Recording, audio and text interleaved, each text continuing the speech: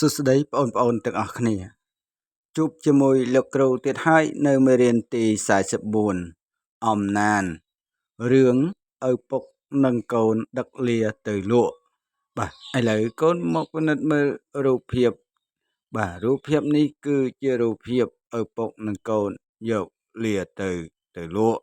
ឥឡូវដើម្បីកុំឲ្យខាតពេលយូរទាំងអស់គ្នាកូន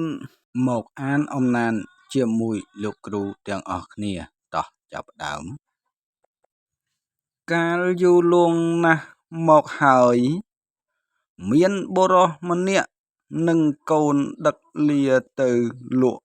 ឯផ្សារទៅដល់ភូមិមួយឮគេថាមានលាមិនជិះបែរជាដឹកទៅវិញឪពុកក៏ឲ្យកូនជិះហើយគាត់ជាអ្នកដើរទៅបានបន្តិចក៏ឮគេថាខ្លួនចាស់ហើយមិនជិះ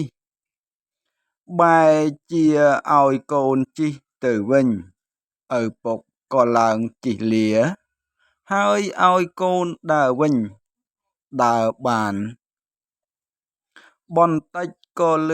តាចាស់ម្នាក់និយាយថាកូននៅក្មេងមិនឲ្យជិះបែរជាខ្លួនចាស់ជិះលាទៅវិញឪពុកនិងកូនក៏ឡើងជិះលាទាំងពីរនាក់អ្នកស្រុកឃើញក៏ថាលាមួយជិះគ្នាពីរនាក់ធ្វើឲ្យលាដើរមិនចង់រួចទាំងពីរនាក់ក៏នាំគ្នាសែងលាវិញ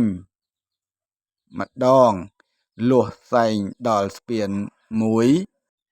ទម្ងន់ក៏សង្កត់ខាងកូនទ្រាំមិនបានក៏ទម្លាក់ស្នែងចោលលាក៏ធ្លាក់រមាលចុះក្នុងទឹកបាត់ទៅបាទក្រោយពីកូនបានអានជាមួយលោកគ្រូមកកូនទាំងអស់គ្នាអានម្ដងទៀតដើម្បីឲ្យស្ទាត់ជំនាញក្នុងការអានហើយកូនដែលពុំទាន់បានចុច Subscribe កូនចុច Subscribe ចុចសញ្ញាកណ្ដឹងដើម្បីទទួលបាននៅវីដេអូមេរៀនថ្មីៗពីលោកគ្រូ